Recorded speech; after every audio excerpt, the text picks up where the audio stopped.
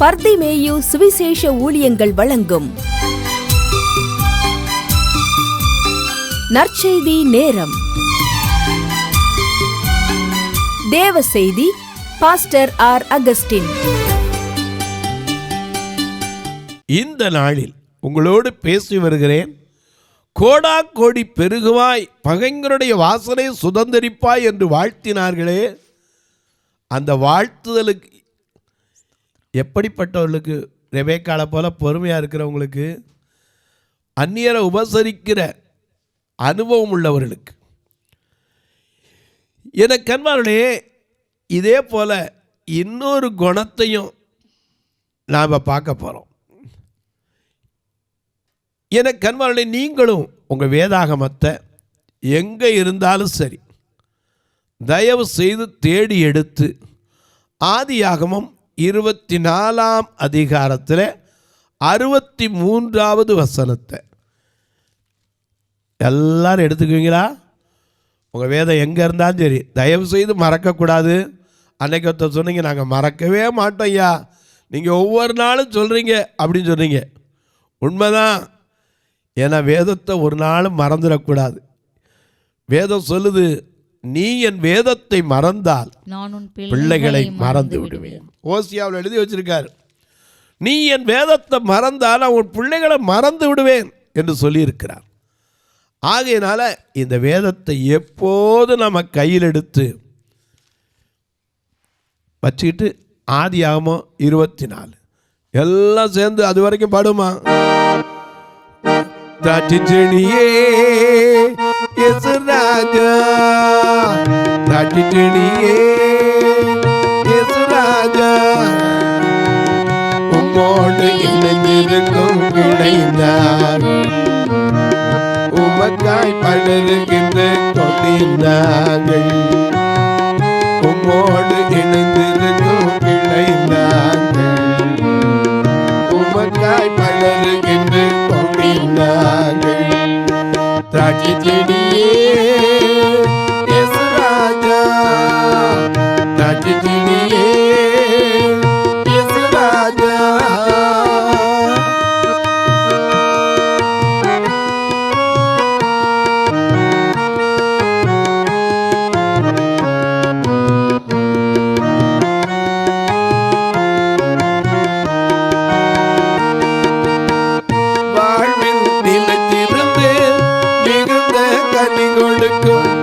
வாழ்வில் நிலைத்திருந்து மிகுந்த கனி கொடுக்கும் சீடர்கள் நாங்களையா,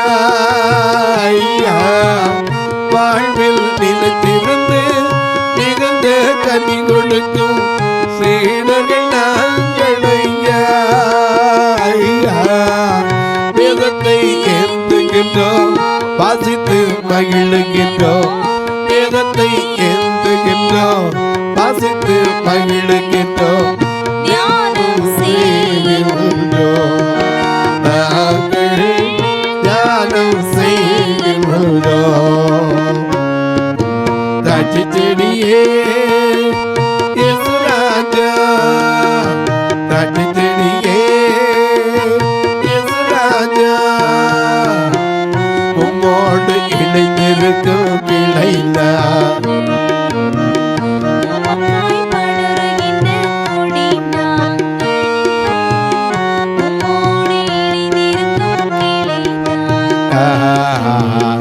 உமக்காய் படருகின்ற கொடினார்கள்.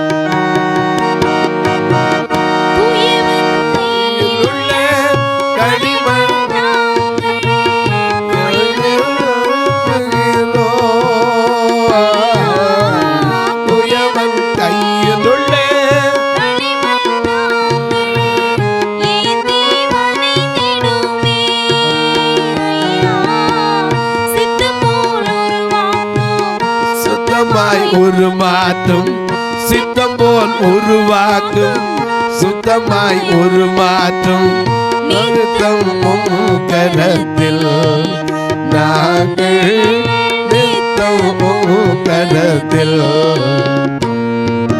தாட்டி செடியே ராஜா தாட்டி செடியே ராஜா உம்மோடு இணைந்திருக்கும் கிளைந்தா உமக்காய் படருகின்ற கொடியுன்னா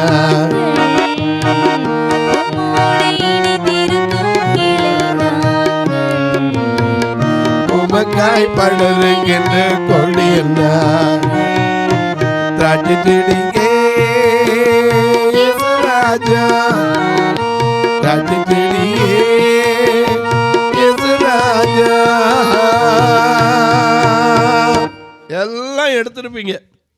ஆதியாகமம் 24:63. ஈசாக்கு சாயங்கால வேளையில தியானம் பண்ண வெளியிலே போயிருந்து. நல்ல கவனிங்க, இங்க பொண்ணு பார்த்துட்டு வராரு எலியேசர். நாமளா இருந்தா பொண்ணு பார்க்க என்னையே கூட்டு போலையே, கேட்டிருக்கல செய்வோம். என்னைய கேட்காம எப்படியா நீ பொண்ணு பார்த்த? எத்தனை வீட்டில் சண்டை நடந்திருக்கு. கேட்குறத அம்மாட்ட சொல்லுவோம், மம்மி பார்த்து அப்பா பார்த்து எது செஞ்சாலும் சரி. எங்கே எத்தனை பேர் அப்படி உண்மையாக ஏற்றுக்குருவீங்க? இங்கே அப்பாவும் போல மம்மியும் இல்லை. ஏன்னா ஈசாக்குக்கு என்னென்னா இப்போ அப்பாவுக்குரிய வேலையெல்லாம் பார்க்கணும். ஏன்னா அவர் எத்தனை வருஷம் வாழ்ந்தார் தெரியுமா? ஆபிரகாம் ஆதியாகமம் 25:7 மிக அழகா எழுதி. ஆபிரகாம் உயிரோடு இருந்த ஆயுசு நாட்கள் 175 வருஷம். பிற்பாடு ஆபிரகாம் நல்ல நரை வயதிலும் முதிர்ந்த பூரண ஆயுசிலும் பிராணன் போய் மரித்து தன் ஜனத்தாரோட சேர்க்கப்பட்டான். போட்டும். ஆபிரகாம் பேர பிள்ளைகளை பார்த்தாரா பார்க்கலையா? பார்த்தாரு. எப்படி பார்த்தாரு? எங்கேயாவது யாக்கோபு வீட்டுக்கு வந்து, ஈசாக்கு வீட்டுக்கு வந்து யாக்கோபு ஏசாவை தூக்கி பேராண்டி அப்படின்னாரா? அவன் தாத்தாண்டின்னானா? ஒன்றும் கிடையாது. ஈசாக்கு கல்யாணம் ஆனது எத்தனை வயசுல? 40. சரி, ஆபிரகாமுக்கு ஈசாக்கு பிறந்த எத்தனை வயசுல? ஆமாம் 100. சரி, 100 வயசுல பிறந்தா கூட 140 ஆச்சு. சரி, ரெபேக்காளுக்கு எத்தனை வருஷம் குழந்தை இல்லை? 20 வருஷம். 20 வருஷம். அப்போ 60 ஆச்சு. அப்போ 15 வயசு வரைக்கும் பிள்ளை இருந்திருக்காங்க. பேர பிள்ளையில ஆபிரகாம் என்னைக்கா வந்து பார்த்தாரா? அப்படி எழுதப்படலையே. ஏன்னா நம்ம இப்போ கிளாடுகள் போய் வீட்டில் உட்காந்துக்கிட்டு நாங்களாம் அந்த காலத்தில் இப்படி சுற்றி முத்தி வளர்த்தோன்னு சொல்கிற சொல்லிலே பிள்ளை என்ன செஞ்சிடும் வெறுத்து எப்பா எங்கே கட்டில் காலி பண்ண மாட்டாராங்க. பிள்ளைகளை தகப்பன் தாய்க்கு இஷ்டத்துக்கு வளர்க்க விடணும். இன்னைக்கு பெரிய பேர் அதை செய்யறது கிடையாது. எனக்கு கண்பார்களே, இன்னைக்கு பேரன் பள்ளிக்கூடம் போகிற கொண்டு விடவும் போகும். இன்னைக்கு எத்தனை பேர் பேர பிள்ளைகளுக்கா ஊழியத்தை விட்டவங்க உண்டு. ஏன்னா அது அவங்க பொறுப்பு. எங்க நம்ம இன்னைக்கு எந்த இதுலையா பாருங்க, யாக்கோபு அந்த ஏசாவும் யாக்கோபும் 15 வயசு வரைக்கும் பேரனா இருந்திருக்கார். ஏன்னா 175 செத்துருப்பார். 175 கூட விட்டுருக்க, 74 வயசு வரைக்கும் கூட இருந்திருப்பார்ல. என்னைக்காவது ஈசாக்கு ரெபேக்காளை பார்த்து என் பேராண்டி அப்படின்னு வந்து உட்கார்ந்தாரா? கண்வாவில் சில வேதத்தை இப்படி படித்து பாருங்க, உங்களுக்கு அழகாக விளங்கும். 63 வயசுங்க. இப்போ என்ன செய்வார்? கிட்டத்தட்ட அது 63ஆம் வசனத்தில் வாசிக்கிறோம். 40 வயசு மகன் தகப்பனுக்கு செய்ய வேண்டிய கணத்தெல்லாம் செஞ்சுட்டு எங்கே போயிட்டு வருவார்? தியானத்திற்கு. பொண்ணு பார்க்க போகும்போது ஈசாக்கை கூப்பிட்டு கேட்டாங்களா? இல்லை. எப்பா உனக்கு இப்படி பொண்ணு பார்க்க போகிறேன், எலியேசர் அனுப்ப போகிறேன், உனக்கு எப்படி பொண்ணு வேணும் கேட்டாங்களா? இன்னைக்கு சொல்கிறோம் திடப்படுத்தல். அவள் அந்த லைனில் வந்தால் நான் இந்த லைனில் வந்தேன். 2 பேரும் திடப்படுத்தி கொண்டோம். ஆலயத்துக்குள்ளே திடப்படுத்தல் எடுக்கும்போது வர்றாங்க, 2 பேர் லைனில் வராங்க, கடைசியில் திடப்படுத்தி கொள்ளுகிறார்கள். அன்னைக்கே தீர்மானிச்சிட்டோம். எனக்கு அன்பானவளே, ஆதி காலத்தில் அந்த இருந்த கல்யாணத்துக்கு இன்னைக்கு நடக்கிற கல்யாணம் ஆதியில் எதுவுமே கிடையாதுங்க. என்ன சொல்கிறாங்க? அலங்கார மேடை இல்ல ஆட்களங்கே கூடி இல்ல, அலங்கார மேடை இல்ல ஆட்களங்கே கூடி இல்ல, கண்ணா கட்டி மாப்பிள்ள எலும்புலதான் பொண்ணு, கண்ணா கட்டி மாப்பிள்ள எலும்புலதான் பொண்ணு. ஆதியிலே ஒரு கல்யாணம், ஏதேனிலே நடந்த கல்யாணம், ஆதியிலே ஒரு கல்யாணம், ஏதேனிலே நடந்த கல்யாணம். டும் டும் டும் மேளம் இல்ல பீப் பீப் பீப் நாதம் இல்ல, டும் டும் டும் மேளம் இல்ல பீப் பீப் பீப் நாதம் இல்ல, அலங்கார மேடை இல்ல ஆட்களங்கே கூட இல்ல, மண்ணாங்கட்டி மாப்பிள்ள எலும்புலதான் பொண்ணு, மண்ணாங்கட்டி மாப்பிள்ள எலும்புலதான் பொண்ணு. இன்னைக்கு பொண்ணு பாடுறதுக்கு முன்னாடியே டேட்டிங் சாட்டிங். நீங்கள் கேட்பீங்க எங்கள் வீட்டில் நடக்கிற உங்களுக்கு இப்படி தெரியணும். டேட்டிங் சாட்டிங் கடைசியில் ஆமாம் 2 பேரும் ஓட்டிங் தான், ஓடி போயிடுறாங்க. போகட்டும். எனக்கு அன்பாலே பொண்ணை போய் பார்க்கல, நாமளும் வந்து வச்சுருப்போம். நாம் பார்க்காம இந்த பொண்ணு வாழ போகிறது யார்? ஆனால் ஈசாக்கு போய் பார்த்தாரா? இந்த வேதத்தின்படி பாருங்க, அம்மா அப்பா சொல்லி அனுப்புறாரு. யார்கிட்ட? எலியாசர்ட்ட சொல்லி அனுப்ப. அது கூட யாருக்கு தெரியாது? ஈசாக்கு தெரிஞ்சிருந்தா அன்றைக்கி தியானத்துக்கு போகாமல் உட்காந்துருப்பான். பொண்ணு வருதுல்ல, கல்யாண நாளில் அது பொண்ணு வருதுன்னா எங்கேயாவது போக மாட்டேது வருமா? இன்னைக்கு பொண்ணு பார்க்க போனாலே அதுக்குன்னு ஒரு ட்ரெஸ்ஸு. எத்தனை வீட்டில் கோட்டுக்கு சண்டை நடந்திருக்கு. அந்த கல்யாணம் ஒரு நாள், அதுக்கப்புறம் அந்த கோட்டு எங்கே தொங்கும்? ஹேங்கரில் தொங்கும். அதுக்கு 50,000 60,000 போட்டு எடுக்கிறவங்களாம் உண்டு. இந்த ஈசாக்கு தியானத்துக்கு போயிட்டு வராரு. வாசிங்க. சாயங்கால வேளையிலே தியானம் பண்ண வெளியிலே போயிருந்து சரி தான் கண்களை ஏறெடுத்து அங்கே கண்களை ஏறெடுத்து பார்த்தபோது ஒட்டகங்கள் வர கண்டான். யாரத்தான் முதல்ல பார்த்தா? ஒட்டகத்தைதான். ஆமா. ரெபெக்காளும். ஆனா இப்ப இருக்கிறவங்க தான் ஒட்டகத்துக்கு மேல இருக்கிறது யாரு அதான் தெரியும். ரெபெக்காளும் கண்களை ஏறெடுத்து பார்த்து கண்டபோது. இன்னைக்கு நாமளும் கண்களை ஏறெடுத்து பார்க்கிறோம். உதவி வரும் கண்களை நோக்கி பார்க்கின்றேன், வானமும் வையமும் படைத்தவரை பார்க்கின்றேன். உதவி வரும் கண்களை நோக்கி பார்க்கின்றேன், வானமும் வையமும் படைத்தவரை பார்க்கின்றேன். கண்களை ஏறெடுத்து பார்க்கணும். எதுக்கு? எப்படி இதுக்கு வந்து இருக்கணும்? விண்மண் உண்டாக்கின வித்தகரிடத்திலிருந்து எண்ணில்லா ஒத்தாசை இன்றமைக்க வரும் கண்களை ஏறெடுப்பேன். உன் காலை தள்ளாட ஒட்டார் உன்னை காக்கிறவர் உறங்கார். அவன் கண்களை ஏறெடுத்து ஒட்டகத்தை பார்த்தா, இவ கண்களை ஏறெடுத்து ஈசாக்கை பார்த்தாள். 13-40 பார்க்கலாமா? இன்னைக்கு கேட்குறாங்க. பார்க்கலாம், அடி வாங்கினா நம்மகிட்ட வரக்கூடாது. கண்களை ஏறெடுத்து பார்க்கிறாள். உடனே யார்கிட்ட கேட்கிறா? ஊழியக்காரனை. வாசிங்க. ஊழியக்காரனை நோக்கி. அவர்கிட்ட கேட்கல, ஊழியக்காரனை நோக்கி. அங்கே வெளியிலே நமக்கு எதிராக நடந்து வருகிற அந்த மனிதன் யார் என்று கேட்டாள். இதுவரைக்கும் அவளுக்கு அவன் எப்படி இருக்கான்னு கூட தெரியாது. இப்பதான் பார்க்கிறா. அவ கேட்கிறா, அந்த மனிதன் யார்? அவர்தான் என் எஜமான் என்று ஊழியக்காரன் சொன்னான். சொன்ன மாத்திரத்தில் அப்பொழுது அவள் ஒட்டகத்தை விட்டிறங்கி முக்காடிட்டு கொண்டாள். ஊழியக்காரன் தான் செய்த சகல காரியங்களையும் ஈசாக்குக்கு விவரித்து சொன்னான். யாருக்கு சொல்லி இருக்கணும்? இந்த எலியேசர் அனுப்புனது யாரு? ஆபிரகாம். அவர்கிட்ட போய் சொல்லி இருக்கணும். யார்கிட்ட சொல்றாரு? ஈசாக். நம்மளா தான் கிடப்போம். எங்கள் அப்பன் சொன்னான்னு நீ வாட்டில் போயிடுவியா? என்னை கேட்க வேண்டாமா? என்னைய கூட்டு போக வேண்டாமா? நான் பார்க்க வேண்டாம். பொண்ணு உனக்கா எனக்கா? என்னென்ன பேசியிருப்போம். எனக்கு அன்பான அன்னைக்கு வாழ்த்துனாங்கன்னா காரணம் இருந்துச்சுங்க. ஒருத்தர் பார்க்கல, ஒருத்தர் தெரியாது. இந்த காலத்தை மாதிரி எஸ்எம்எஸ் என்ன, வாட்ஸ்அப் என்ன, இன்ஸ்டாகிராமில் ரீல்ஸ் விடுறது என்ன, அப்பா எல்லாம் இருக்கும். இங்கே பார்க்குற ஒருத்தர் பார்த்ததில் இப்போ தான் வந்து இறங்குறா. கேட்குறான், யாரு? அவன் தான் என் எஜமானுடைய குமாரன். உடனே ஒட்டகத்தை விட்டு இறங்கி அவள் முக்காடிட்டு கொண்டு, ஏன்னா அப்போவும் அந்த முக்காடிறத மறக்கலவ, பெண்ணா இப்படித்தான் இருக்கணும்னு முக்காடிட்டு கொண்டு, வாசிங்க, தன் ஊழியக்காரன் தான் செய்த சகல காரியங்களையும் ஈசாக்குக்கு விவரித்து சொன்னான். அப்பொழுது ஈசாக்கு ரெபெக்காளை தன் தாய் சாராளுடைய கூடாரத்துக்கு அழைத்து கொண்டு, தன் தாய் இருந்தாலே அந்த சாராளுடைய கூடாரத்துக்கு அழைத்து கொண்டு போய் அவளை தனக்கு மனைவியாக்கி கொண்டு அவளை நேசித்தான். அவளை நேசித்தான் என்ன அர்த்தம்?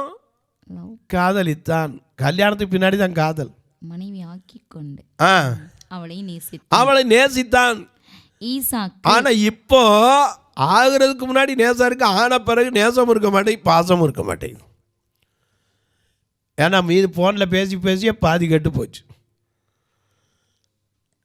ஒருத்தருக்கு ஒருத்தர் அங்க என்ன இருக்க மாட்டேங்குது? அன்பு இருக்க மாட்டேங்குது. அதனாலதான் வெளிப்படுத்துற விஷயத்தில் வாசிக்கிற மாதிரி, நீ ஆதியில் கொண்டிருந்த அன்பை விட்டாய் என்று உன் பேரில் எனக்கு ஒரு எனக்கு அன்பாருடைய ஆதியில் இருக்கிற அன்பு இருக்கா? ஆரம்பத்தில் எல்லாரும் பாடி இருக்காங்க, அன்புள்ள மான்மொழி ஆசையில் ஓர் கடிதம்னாங்க. இப்போ எங்கே இருக்கு? எனக்கு அன்பாருடைய அநேக நேரங்களில் நமக்கு தெரியலை. ரெபெக்காட்ட இருந்த நல்ல குணம், ஈசாக்கிட்ட இருந்த நல்ல குணம் இன்னைக்கு பிள்ளைகளுக்குள் இருக்குமானால் நிச்சயமாக சில கோடா கோடி நீங்கள் பெருகியே ஆவீர்கள். அதில் மாற்றம் கிடையாது. இவன் கூட்டிட்டு போய் நேர உடனே அப்படியே மனைவி அப்படின்னு சொல்ல, என்னைய கேட்காம எப்படி பார்த்த, இவன் எனக்கு பிடிக்கல, அதெல்லாம் ஒரு வார்த்தை பேசல. அவளை கூட்டிக் கொண்டு தாயினுடைய கூடாரத்திற்கு அழைத்து கொண்டு போய் அவளை தனக்கு மனைவியாக்கி கொண்டு அவளை நேசித்தான். தன் தாய்க்காக கொண்டிருந்த துக்கம் நீங்கி இன்னைக்கு எத்தனை மனைவிகள் தன் மாப்பிள்ளையோட தாய் மறைஞ்சிருந்தால் அந்த துக்கத்தை மாற்றுகிறவர்களா இருக்கிறீர்கள். தாய்க்கு பின் தாரம்ங்கிறாங்களே, அப்படி மாற்றிக்கொண்டது மட்டுமல்ல, எனக்கு கண்வாள இந்த ஏசாக்கு அவளை நேசித்தான். சொல்லப்போனால் 25ஆம் அதிகாரத்தில் பார்க்கிறோம், அவள் மலடியா இருந்தா. எத்தனை வருஷம்? 1 வருஷம் இல்லை, 2 வருஷம் இல்லை, 20 வருஷம். எனக்கு ஒரு சாட்சியை கேட்டவொன்னு எனக்கு வேடிக்கையாக இருந்தது. உங்களுக்கு சொல்ல, நீங்கள் யாருன்னு கேட்கக்கூடாது, எனக்கும் தெரியாது, நான் கேட்டது தான் சொல்கிறேன். ஒரு ஊழியக்கார்ட்ட ஒரு அம்மா ஜெபம் பண்ண போனாங்க. 17 வருஷம் குழந்தை இல்லைன்னு. இவர் சொன்னார், உங்கள் வயிற்றில் ஒரு பிள்ளையை பார்க்கிறேன். அந்த அம்மா 17 வருஷம் குழந்தை இல்லை. ஐயா, ஒரு குழந்தைய பார்த்தீங்களா? என்ன குழந்தையா? உடனே சொன்னார், நாப்கின் கட்டி இருக்கிறது, ஆனா பெண்ணா தெரியவில்லை. அம்மா வயிற்றுக்குள்ளே நாப்கின் கட்டுதுன்னு இப்போ தான் எனக்கு தெரியும். ஆனால் நான் நினச்சிக்கிட்டு இருக்கேன், நிர்வாணியாய் வந்தேன்னு நினச்சிக்கிட்டு இருக்கேன். தாயின் கற்பத்திலிருந்து என்ன செய்தோம்? நிர்வாணியாய் வந்த நிர்வாணியா போவோம். ஆனால் இவர் சொன்னார், ஒரு பிள்ளைய பார்க்குற ஆனா பொண்ணான்னு தெரியல, ஏன்னா நாப்கின் கட்டி வருதான். அட பாவியலா! எனக்கு அன்பானவர்களே, ஒன்றை நீங்கள் அறிந்து கொள்ளுங்க. மலடியாக இருந்த ரெபெக்காள், அவளுக்காக ஒரு ஊழியக்காரனை கூப்பிட்டு வரல ஜெபிக்க. யார் ஜெபம் பண்ணா? ஈசாக்கு. ஆதியாகமம் 25ஆம் அதிகாரம் 20ஆம் வசனத்தை பாருங்க, மிக அழகா எழுது. மலடியா இருந்து தன் மனைவிக்காக ஈசாக்கு கர்த்தரை நோக்கி எத்தனை புருஷன்மார் இன்னைக்கு மனைவிக்காக ஜெபித்திருக்கீங்க? எத்தனை மனைவிமார் புருஷனுக்காக ஜெபிக்கிறீங்க? இன்னைக்கு அநேகர் என்ன செய்வோம்? அங்க ஜெபக்கூட்டம் இங்க ஜெபக்கூட்டத்துக்கு ஓடுவோம். ஏன்னா அவருக்கு முன்னாடி கேட்கணும். என்னத்தை கேட்கணும்? சித்தமுண்டு சுத்தமாக, சித்தமுண்டு சுத்தமாக என்று சொல்லி சுகமாக்கினே. சித்தமுண்டு சுத்தமாக என்று சொல்லி சுகமாக்கினே. ஐயா என்று சொல்லி சுகமாக்கினே. ஐயா என்று சொல்லி சுகமாக்கினே. விண்ணப்பத்தை கேட்பவரே, கண்ணீரை காண்பவரே, சுகம் தருபவரே, ஸ்தோத்திரம் ஏசையா.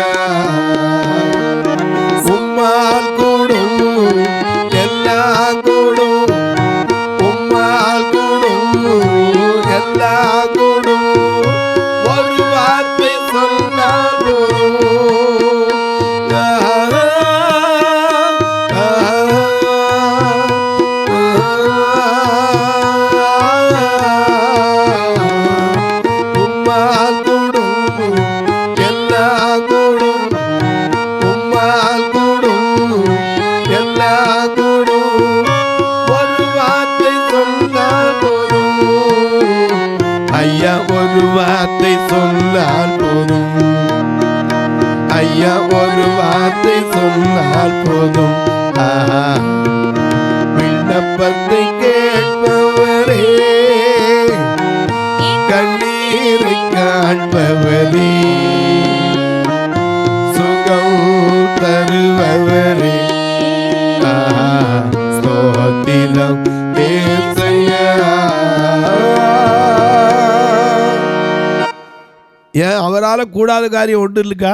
ஒன்றுமே இல்லை. மனிதரால் கூடாதது தேவனால் கூடும். லூக்கா 1:34 படி தேவனால் எல்லாம் கூடும். அப்ப நம்ம அங்கெங்க போய் ஜெபம் பண்றதை விட மனைவிக்காக புருஷன் ஜெபம் பண்ண ஆகாதா? ஈசாக்கு அதை விசுவாசித்தவள் ரெபேக்காள். அதனால தான் உட்கார்ந்து இல்லாட்டி ஆமாம் நீ ஜெபம் பண்ணாவுன்னு எனக்கு வந்துட போகுது. இன்னைக்கு இருந்த கணவன் மனைக்குள்ள அப்படி தெரிஞ்சிடும், நீ போய் ஜெபம் பண்ணி வந்துட போதாக்கும். அவன் விசுவாசித்தான், அது ஜெபம் பண்ணான். மலடியாய் இருந்த தன் மனைவிக்காக ஈசாக்கு என்ன செய்தான்? ஜெபம் பண்ணான். கர்த்தரை நோக்கி விண்ணப்பம் பண்ணினான். அவன் வேண்டுதலை கேட்டார். அவன் வேண்டுதலை கேட்டருளினார். மட்டுமல்ல, அவருடைய கர்ப்பத்திலே ரெட்ட பிள்ளைகள் ஒன்னோடு ஒன்று மோதிச்சு. ரெட்டிப்பான ஆசீர்வாதத்தை கொடுத்தான். சகரியா 9:12 படி நம்பிக்கையுடைய சிறைகளே அரணுக்கு திரும்புங்கள், ரெட்டிப்பான நன்மையை தருவேன். அது ஏன் நமக்கு நம்பிக்கை இல்லை? இந்த ரெபேக்காளை உட்காந்து ஸ்டடி பண்ணி பாருங்க, ஈசாக்கு உட்காந்து ஸ்டடி பண்ணி பாருங்க. எனக்கு அன்பார்களே, ஈசாக்கு வர வர விருத்தி அடைந்தான், நாளுக்கு நாள் விருத்தி அடைந்தான். தாவீதுன்னு சொல்றமே, ஈசாக்கு விதை விதைத்தால் அவன் 100 மடங்கு என்ன செய்தார்? கர்த்தர் பலன் தந்தார்கிறவன். காரணம் என்ன? அவனுக்கு கிடைத்த வாக்குத்தத்தம் எங்கிருந்து வந்துச்சு?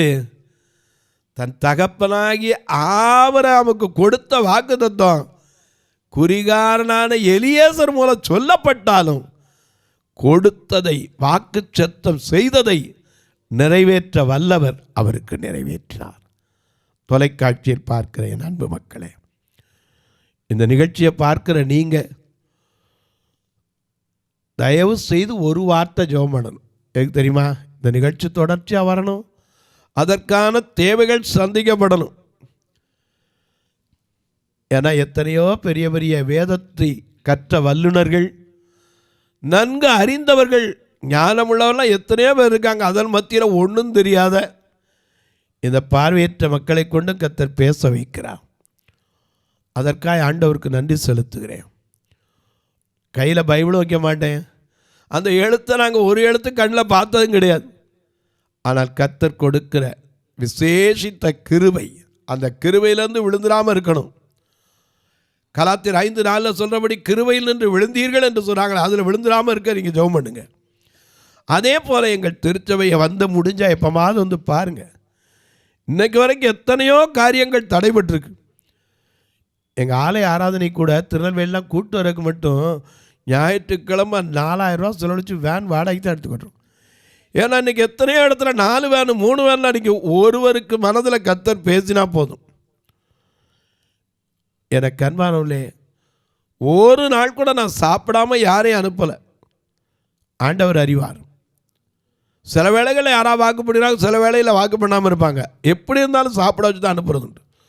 மதுரையில் ஒரு குடும்பத்துக்கு 4 கிலோ அரிசி, நபருக்கு 2 வச்சு 4 கிலோ அரிசி கொடுத்து அனுப்புகிறோம். ஏன்னா அந்த வாரம் முழுதும் அவங்க எப்படியாவது சாப்பிடணும். ஏன்னா பசியோடு இருந்தால் எப்படி வார்த்தை கிரியை செய்யும்? கர்த்தர் உங்களையும் ஏவினால் நீங்களும் இந்த ஊழியத்துக்கு உதவலாம். ஆனால் கட்டாயமில்லை, விசனமாயல்ல. எப்படி பிரதர்? இதில் 2 ஃபோன் நம்பர் வந்துக்கிட்டே இருக்கும். அதில் ஜிபே, ஃபோன்பே உண்டு. என்கிட்ட கேட்டிங்கன்னா மற்ற விவரங்களெல்லாம் உங்களுக்கு சொல்லுவேன். எந்தெந்த காரியத்துக்கு எப்படி பண்ணணும்னு சொல்லுவேன். அது மட்டும் இல்லை ஐயா, நீங்களும் ஐயா ஒரு நாள் இந்த இடத்துல வந்து முடிஞ்சா பாருங்கள், ஆதரவு கலந்து கொள்ளுங்க. ஒருவேளை ஐயா நாங்கள் ஞாயிற்றுக்கிழமையாக இருக்குது அப்படின்னா 2வது சனிக்கிழமை நாகர்கோயிலில் ஒய்எம்சியில் இருக்குது, 4வது சனிக்கிழமை திருநெல்வேலியில் கிரேஸ் ஆடிட்டோரியத்தில் மாதந்தோறும் மீட்டிங் நடக்குது. நீங்கள் வந்து பார்க்கலாம். உங்கள் ஜெபக்காரியம் எது இருந்தாலும் காலை 10லேருந்து 5 மணிக்குள்ளே தாராளமாக சொல்லலாம். ஏன் பிரதர் மற்ற நேரம் சொல்லக்கூடாதா? ரொம்ப எமர்ஜென்சிக்கெல்லாம் தாராளமாக சொல்லுங்கள். ஒரு டெலிவரி கொண்டு போயிருக்கீங்க, ஒரு ஆப்ரேஷனுக்கு கொண்டு போகிறீங்க, ஒருவேளை திடீர்னு படுத்திருந்த இடத்துல பிள்ளைக்கு வலி, நெஞ்சு வலிக்கு, தலைவலி, எதுக்குனாலும் சொல்லுங்கள், கண்டிப்பாக ஜெபம் பண்ணுறேன். ஆண்டவர் சுகத்தை தருவார். நம்ம கடமை ஜெபிக்கிறது, அதில் கட்டாயம் செய்வேன். மற்றபடிக்கு சாதாரண காரியங்கள், திருமண காரியம், பிள்ளைகளுக்காக, மற்ற சொத்து சுகத்தில் நீதி பிரச்சனை எதுவாக இருந்தாலும் சரி, காலை 10லேருந்து 5க்குள்ளே சொல்லுங்கள், கட்டாயம். இப்போ உங்களுக்காக ஜெபிக்கட்டுமா? நல்ல பிதாவே, நன்றியோடு துதிக்கிறோம் சுவாமி. எங்களுக்குள்ளே அந்த ரெபேக்காளை போல, ஒரு ஈசாக்கை போல நல்ல ஒரு இருதயத்தை தந்து அவர்களை ஆசீர்வதித்தது போல கோடா கோடி பெருகவும் பகைஞருடைய வாசலை சுதந்திரிக்கவும் ஆண்டவர் தாமே உதவி செய். நீ சொன்ன வார்த்தை ஒரு நாள் வெறுமையாய் திரும்பாது. ஏசாயா 55:10-11 படி மாரியும் உழைந்த மழையும் வானத்திலிருந்து இறங்கி அப்படியே திரும்பாமல் பூமியை நனைத்து விதைக்கிறவனுக்கு விதையும் புசிக்கிறவனுக்கு ஆகாரத்தையும் கொடுக்கிறது எப்படியோ அதுபோல உம்முடைய வார்த்தை வெறுமையாய் திரும்பக்கூடாது. ஒவ்வொரு குடும்பத்திலும் திருமணமாகாத பிள்ளைகளுக்கு நல்ல குடும்ப வாழ்க்கை அமைத்து கொடுக்கட்டும்.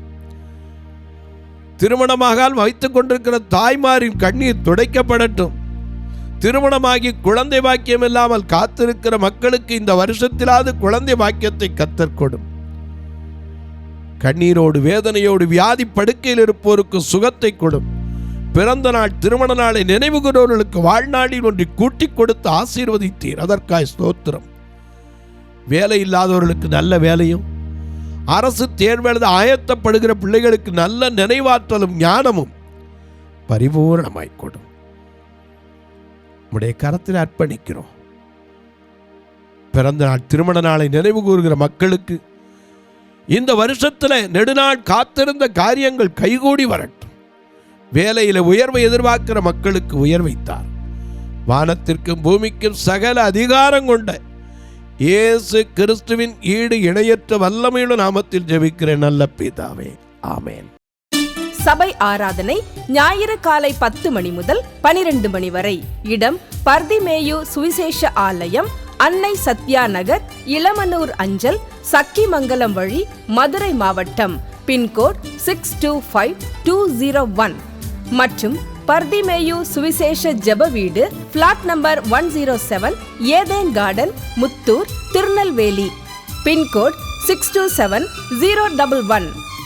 சிறப்பு உபவாச கூட்டம் ஒவ்வொரு மாதமும் 2வது சனிக்கிழமை காலை 10 மணி முதல் 1 மணி வரை நாகர்கோவில் YMCA ஹாலில் வைத்து நடைபெறுகிறது. மற்றும் ஒவ்வொரு மாதமும் 4வது சனிக்கிழமை காலை 10 மணி முதல் 1 மணி வரை திருநெல்வேலி புதிய பேருந்து நிலையம் அருகில் உள்ள கிரேஸ் ஹாலில் வைத்து நடைபெறுகிறது.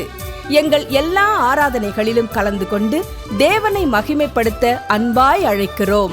உங்கள் உதாரத்துவமான காணிக்கைகளினால் இவ்வூழியத்தை தாங்க விரும்பினால் R Augustine, account number 5021364331, IFSC code IDIB 000B066, Indian Bank, BP Kulam, Madurai.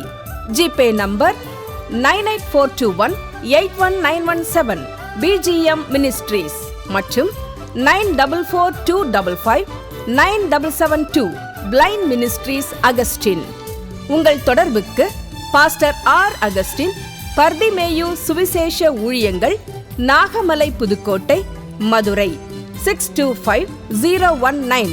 தொலைபேசி எண்கள் 9842181917 மற்றும் 9442559772.